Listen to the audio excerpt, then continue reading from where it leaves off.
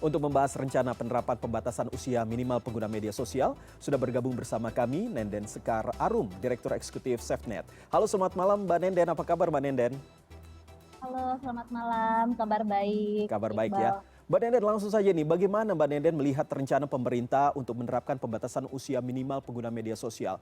Apakah ini sebenarnya efektif begitu? Kalau kita melihat Australia juga melakukan hal yang sama, bahkan sudah diterapkan ya begitu ya untuk anak usia 16 tahun ke bawah. Nah, ini apakah di Indonesia juga cocok begitu dan efektif untuk bisa mengatasi anak-anak yang mungkin bisa berdampak negatif? Ya, oke. Secara prinsip, SafeNet sebagai organisasi tentunya mendukung ya segala macam upaya untuk melindungi anak dari dampak negatif media sosial. Tapi memang bagaimana mekanismenya itu yang memang perlu dikaji lebih dalam. Jadi ketika kita mendengar bahwa Komdigi dan beberapa kementerian lain sedang mempelajari gitu ya soal pembatasan media sosial ini, saya harap memang upaya pendalamannya atau kajiannya memang harus lebih komprehensif gitu. Karena kita perlu melihat juga sebetulnya kan dalam konteks pembatasan di masing-masing platform media sosial itu udah ada aturannya ya. Sebetulnya anak di bawah 13 tahun misalnya tidak diperkenankan untuk mendaftar atau memiliki akun gitu ya. Nah, jadi yang perlu dilihat selanjutnya adalah sebetulnya bagaimana implementasi dari regulasi yang sudah ada gitu, dan apakah efektif atau tidak ketika misalnya akhirnya anak itu dilarang ya atau diblokir gitu ya untuk menggunakan media sosial. Nah, yang perlu dikaji lebih lanjut juga adalah bagaimana nanti proses memverifikasi bahwa seseorang ini usia anak atau tidak. Ya. Karena kalau kita melihat di konteks Australia aja kan sebetulnya mereka juga masih eksperimental gitu ya. Belum diimplementasikan sepenuhnya dan mereka juga sedang masih mencari cara bagaimana untuk melakukan proses verifikasi usia anak ini. Nah, harapannya sebetulnya nanti kalaupun misalnya memang diputuskan akhirnya akan melakukan pembatasan media sosial, tentu saja ada beberapa hal yang perlu dipertimbangkan. Tadi selain metode verifikasi misalnya, karena kan yang mungkin dilakukan misalnya dengan melakukan pendaftaran dengan menggunakan ID card gitu ya, dengan KTP misalnya, atau dengan biometrik gitu.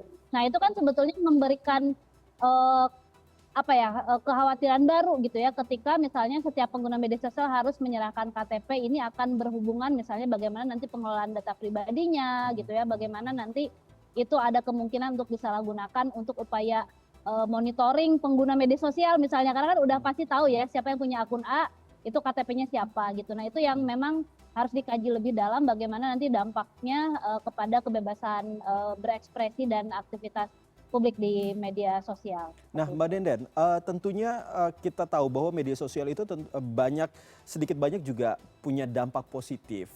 Tidak hanya dampak negatif, tetapi kalau misalnya ketika anak-anak dibatasi, tidak diperbolehkan bermain media sosial, padahal di satu sisi banyak informasi-informasi yang tentunya punya dampak baik bagi anak-anak. Nah, ini bagaimana? Seperti apa nanti penerapannya, dan kalau Mbak Nenden bisa analisa begitu ya, apakah ini tidak ada hal lain yang bisa diterapkan? Contohnya seperti literasi digital terlebih dahulu begitu sebelum nantinya ada pembatasan. Betul, betul sekali Iqbal ya, bahwa sebetulnya anak juga memiliki hak digital mereka sendiri gitu. Mereka juga punya hak untuk bisa mendapatkan informasi, mendapatkan manfaat dari media sosial ataupun dari internet gitu ya secara umum. Karena mau gak mau sekarang mereka juga mendapatkan informasi dari media sosial gitu. Jadi tidak bisa kita abaikan gitu ya bahwa ada hal-hal positif juga dari hal tersebut. Nah, makanya sebetulnya dari prinsip yang sebenarnya dari awal gitu ya, ketika anak di bawah usia anak itu kan mereka sebenarnya belum bisa memberikan konsen sepenuhnya gitu, dan semuanya masih di bawah supervisi atau pengawasan orang tua. Nah, sebetulnya menjadi sangat penting gimana kita mendorong lebih banyak peran orang tua dalam melakukan pengawasan anak ya ketika mereka beraktivitas di media sosial. Menurutku itu memang yang sekarang harusnya menjadi prioritas utama gitu ya. Bagaimana peran orang tua didorong lebih efektif gitu ya. Bagaimana orang tua yang perlu diberi literasi mungkin ya, diberi literasi digital soal bagaimana seharusnya mengawasi anak ketika bermain media sosial gitu. Dan mungkin penting juga ada pengetahuan bahwa misalnya anak di usia 16 tahun mungkin diberi apa ya, bisa dibilang diberi kesempatan ya untuk menggunakan handphone gitu ya atau menggunakan media sosial, tapi memang tidak boleh 100% dilepaskan begitu saja gitu. Tapi misalnya ada ketika anak mau buka media sosial, orang tua harus di sampingnya gitu ya untuk memberikan pengertian gitu ya, untuk memberikan penjelasan terkait apa informasi yang mereka dapatkan. Jadi aku rasa betul daripada sekarang misalnya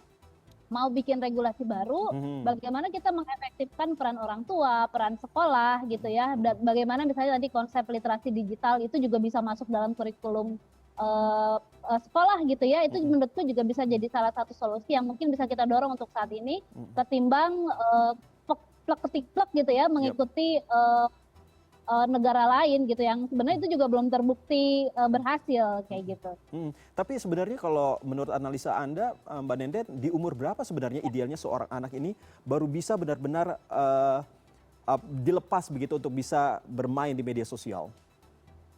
Ya sebetulnya kalau kita merunut ke aturan usia anak gitu ya, kan mereka di bawah 18 tahun masih usia anak dan semua konsen dan semuanya itu masih di bawah supervisi orang tua. Nah, menurutku memang sebaiknya mungkin secara bertahap gitu ya, mungkin ya kalau udah usia 16-17 mungkin pemahamannya sudah lebih baik, literasinya sudah baik, mungkin tidak dilepas 100% menurutku ya, karena orang tua tetap punya tanggung jawab di situ. Tapi memang perlu dilakukan secara bertahap, misalnya ketika lebih kecil ya screen time-nya lebih sedikit dan selalu harus didampingi orang tua. Ketika sekolah mungkin ditingkatkan, misalnya ditambahkan jumlah screen time-nya tapi tetap didampingi orang tua. Jadi modelnya secara berjenjang seperti itu untuk jumlahnya gitu, dan memang tetap ya kalau usia anak, orang tua itu masih memiliki tanggung jawab yang sangat besar dan baru bisa dilepas mungkin memang setelah anak itu masuk ke dalam usia dewasa ya atau 18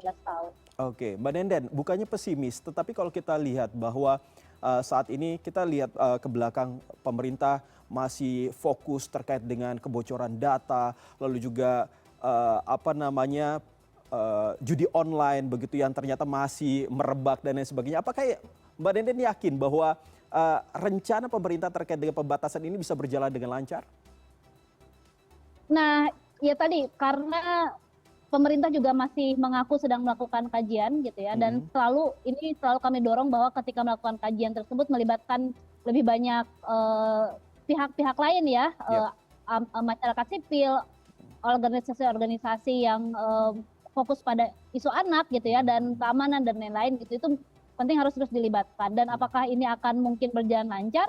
Ya ini balik lagi ke masalah prioritas dan komitmen dari pemerintah sendiri gitu ya. Karena kan kita tahu sebetulnya banyak program kerja gitu ya, banyak masalah digital yang memang perlu diatasi gitu secara cepat gitu. Nah ini tinggal bagaimana nanti pemerintah mengatur prioritas, karena kan tidak mungkin semuanya dikerjakan secara bersama-sama kalau memang hasilnya pengen optimal seperti itu ya. Jadi memang perlu proses dan tidak usah terburu-buru.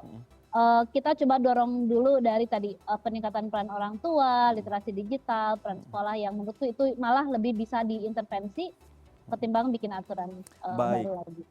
Baik, Mbak Nenden Sekar Arum, Direktur Eksekutif SafeNet, terima kasih sudah berbicara dengan kami. Semoga apa yang dicita-citakan oleh pemerintah, apa yang kita harapkan bisa membuat anak-anak di Indonesia ini bisa semakin berkarya, tetapi dalam hal yang positif begitu ya, bisa segera terwujud. Sekali lagi terima kasih dan selamat malam, Mbak Nenden. Terima kasih, selamat malam.